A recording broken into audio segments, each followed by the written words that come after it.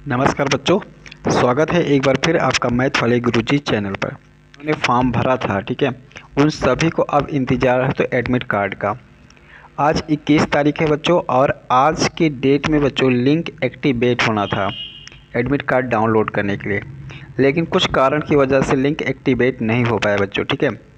तो लिंक कब एक्टिवेट होगा, आप लोग कब एडमिट कार्ड डाउनलोड कर पाएंगे, इसके लिए आप लोग को वीडियो को अंत तक पूरा ज़रूर देखना होगा, ठीक है, जिससे आप समझ पाएंगे कि आपको क्लियर हो जाएगा कि आप एडमिट कार्ड कब से डाउनलोड कर पाएंगे, ठीक है बच्चे।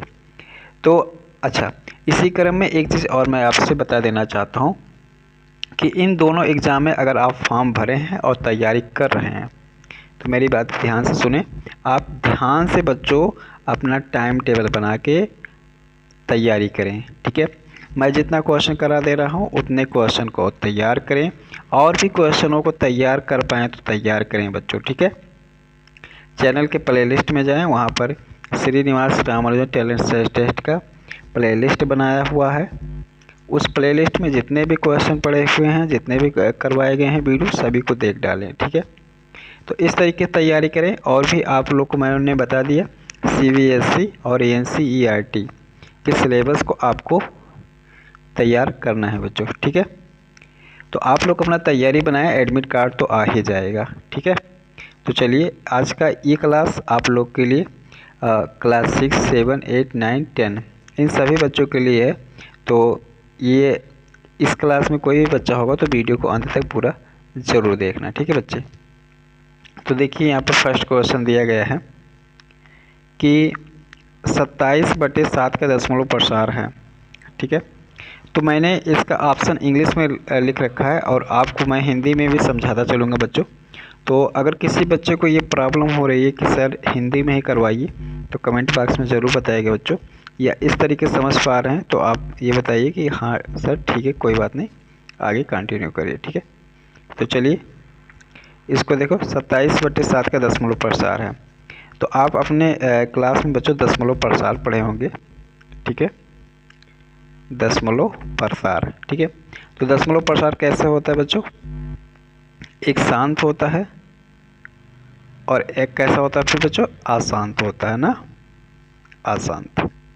तो अशांत जो होता है, अशांत दशमलव प्रसार, इसमें दो प्रकार से दशमलव प्रसार बच्चों देखने को मिलता है, ठीक है। एक अशांत आवर्ती, ठीक है, अशांत आवर्ती, जिसको बोलेंगे बच्चों नॉन टर्मिनेटिंग रिपीटिंग, ठीक है। और एक होता है बच्चों अशांत अनावर्ती, ठीक है, अर्थात non terminating and non repeating, ठीक है बच्चों। तो ये 27/7 का दशमलव प्रसार पूछ रहा है कि दशमलव प्रसार किस प्रकार से होगा, ठीक है। तो एक चीज़ यहाँ पर देखो, मैंने यहाँ पर दशमलव प्रसार इसको करके दिखाया हुआ है, ये देख सकते हैं, ठीक है। तो एक चीज़ यहाँ पर नोटिस आप करेंगे, देखो 3.1428557 इतना करने के बाद फिर 14286 इस प्रकार से आना स्टार्ट हो जाएगा, ठीक है। तो बच्चों यहाँ पर क्या हो रहा है कि रिपीट हो रहा है ना, ठीक है। तो जब रिपीट हो रहा है तो बच्चों ये क्या हो जाएगा, नॉन टर्मिनेटिंग एंड रिपीटिंग, अर्थात बी वाला ऑप्शन सही हो जाएगा, ठीक है। अगला देखिए क्वेश्चन, किसी पूर्णांक n के लिए विषम पूर्णांक को निम्न रूप में दर्शाया जाता है। तो विषम पूर्णांक को बच्चों 2n + 1 के रूप में दर्शाया जाता है, ठीक है। जहाँ n की वैल्यू अगर कुछ भी लेंगे तो ये आपको विषम पूर्णांक ही मिलेगा, ठीक है। HCF ऑफ 26 मतलब 26 और 91 का HCF है। HCF का मतलब होता है बच्चों मासा, ठीक है, जो बच्चे हिंदी वाले होंगे। तो 26 और 91 का जब आप मासा निकालोगे बच्चों, ठीक है, भाग विधि से ही निकाल लेना, ठीक है। तो 26 और 91 का जब मासा निकालोगे तो ये बच्चों आ जाएगा 13, ठीक है, 13 आ जाएगा। तो ये 13 वाला ऑप्शन सही हो जाएगा, बी वाला ऑप्शन। निम्नलिखित में कौन अपरिमेय नहीं है, ठीक है, निम्नलिखित में कौन अपरिमेय नहीं है बच्चों, सॉरी। तो इसमें ये ऑप्शन दिया होता है, तो इसमें बताना है कि कौन अपरिमेय नहीं है। तो देखो बच्चों, ए वाला अपरिमेय है, बी वाला भी अपरिमेय है और डी वाला भी अपरिमेय है, ठीक है। लेकिन तो इस तरीके से ये जो सी वाला है ये बच्चों परिमेय नहीं है। क्यों नहीं है? क्योंकि देखो ये एक फार्मूला बन जा रहा है a प्लस बी और a माइनस बी का ना बच्चों, ठीक है। तो ये क्या फार्मूला होता है? ए स्क्वायर माइनस बी स्क्वायर होता है। तो जब इसको सॉल्व करोगे तो ये बच्चों 2 आ जाएगा इसी पे फार्मूले पर रख के, ठीक है। तो इस तरीके से यहाँ पर ये अपरिमेय नहीं है, तो सी वाला ऑप्शन सही हो जाएगा, ठीक। चौथा देखें, एक यहाँ पर इंग्लिश वाले भी देख लें बच्चों। एक परिमेय संख्या और एक अपरिमेय संख्या का योग है। तो एक परिमेय संख्या और एक अपरिमेय संख्या का योग हमेशा बच्चों अपरिमेय ही होता है, अर्थात बी वाला ऑप्शन सही हो जाएगा, इरेशनल नंबर। दो अपरिमेय संख्या का गुणनफल है। तो दो अपरिमेय संख्या का जब गुणनफल करते हैं बच्चों, गुणा करते हैं, तो कभी कभी जो होता है वो परिमेय आ जाता है, कभी कभी अपरिमेय आता है। तो इस तरीके से मिला के यहाँ बच्चों सी वाला ऑप्शन सही हो जाएगा, ठीक है। आगे देखिए, यदि सेट ए और 1 से लेके ऐसे 5 तक दिया गया है और भी आगे बढ़ाया गया है, तो ये क्या दर्शाता है? तो ये दर्शाता है बच्चों प्राकृतिक संख्या को, नेचुरल नंबर को, ठीक है। सी वाला ऑप्शन सही हो जाएगा। आगे देखिए, यदि p और q पूर्णांक है और इसे p बाई q के रूप में दर्शाया गया है तो यह है। तो p बाई q के रूप में जब पूर्णांक को दर्शाया जाता है और q जो है वो 0 के बराबर नहीं हो तो ये होता है परिमेय संख्या बच्चों, ठीक है। अर्थात बी वाला ऑप्शन सही हो जाएगा, रेशनल नंबर। अगला देखिए, 70 और 125 को विभाजित करने वाली सबसे बड़ी संख्या जो 5 और 8 छोड़ती है। तो जब भी इस प्रकार से बच्चों क्वेश्चन आएगा तो जो शेष छोड़ेगा तो क्या करना है, उसी में से जो शेष आएगा उसको घटा देना है।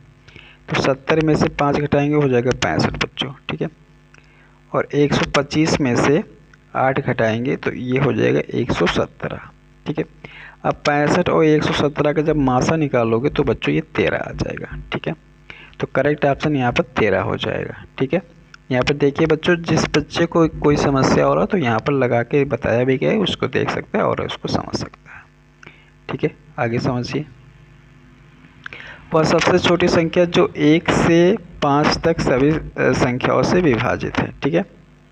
तो यहाँ पर देखिए बच्चों, ये जो 60 है ये बच्चों 1 से भी विभाजित है, 2 से भी, 3 से, 4 से, 5 से, मतलब सभी संख्या से विभाजित है, अर्थात ये ऑप्शन सही हो जाएगा बी वाला, ठीक है। आगे देखिए, दो अपरिमेय संख्याओं का योग या अंतर हमेशा होता है। तो इसको बच्चों ध्यान में रखना कि दो अपरिमेय संख्याओं का योग और अंतर हमेशा अपरिमेय ही होता है, अर्थात इरेशनल नंबर। आगे देखिए, परिमेय संख्या, ठीक है, 23 बटे, ये देखो ऐसे लिखा हो बच्चों, 23 बटे 2 के घात पे 2 और गुणे 5 लिखा हुआ है, ठीक है। तो एक काम मैं कर सकता हूँ बच्चों, अंश और हर में 5 से गुणा कर सकते हैं, कर सकते कि नहीं कर सकते हैं। अब देखो क्या हो जाएगा, 23 बच्चे, 3 बचे 15 और 5 10 से 11 हो जाएगा, 115 हो जाएगा। और इसको देखो बच्चों, 2 के घात पे 2 और गुणे 5 के घात पे 2 ऐसे लिख सकते हैं ना। तो इस तरीके से लिखेंगे तो ये कितना हो जाएगा, इसको बच्चों 100 हो जाएगा। तो 115 बटे कितना हो जाएगा, 100। तो इसको जब करेंगे तो 1.15, अर्थात दशमलव के बाद कितने, यहाँ पर देख सकते हैं बच्चों, दशमलव के बाद कितने अंक आ रहे हैं, 2 अंक आ रहे हैं। तो यहाँ पर देखो 2 डेसिमल प्लेसेस, ये बी वाला ऑप्शन सही हो जाएगा, ठीक है। 12 नंबर में देखिए, यूक्लिड विभाजन प्रमेय बताती है कि 2 धनात्मक पूर्णांक ए और बी के लिए अद्वितीय पूर्णांक क्यू और आर मौजूद है, जैसे कि ए बराबर बी क्यू प्लस आर, जहाँ आर को संतुष्ट करना चाहिए।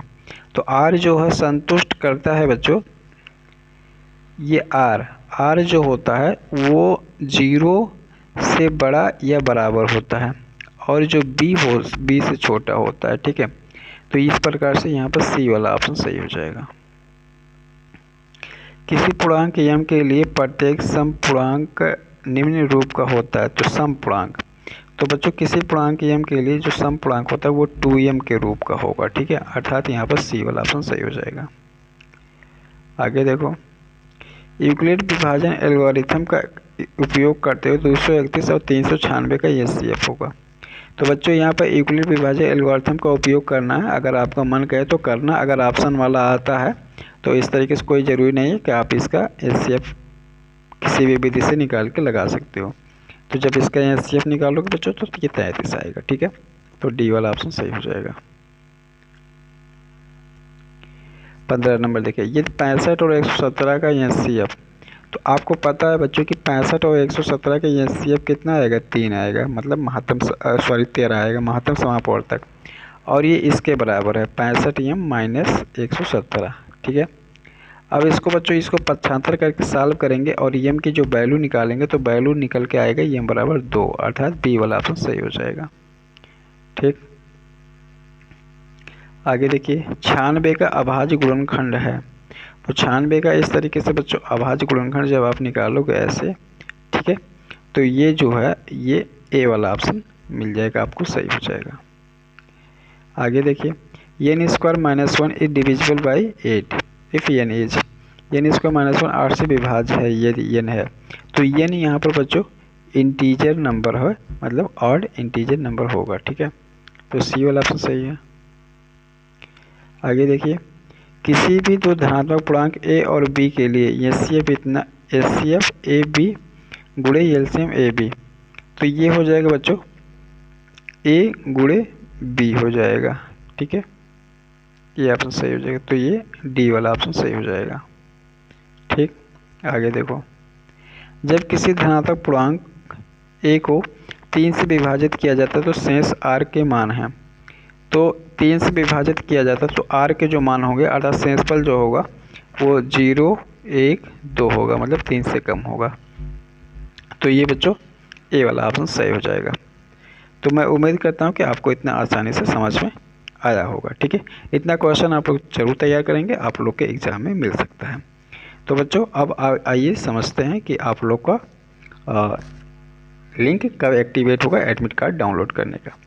तो बच्चों अभी मैं आपको ऑफिशियल वेबसाइट पे जो नंबर दिया हुआ है, ठीक है, मैंने वहाँ पर बात किया तो उन्होंने बताया कि कल लिंक एक्टिवेट हो जाएगा और आप लोग एडमिट कार्ड डाउनलोड कर पाएंगे, ठीक है।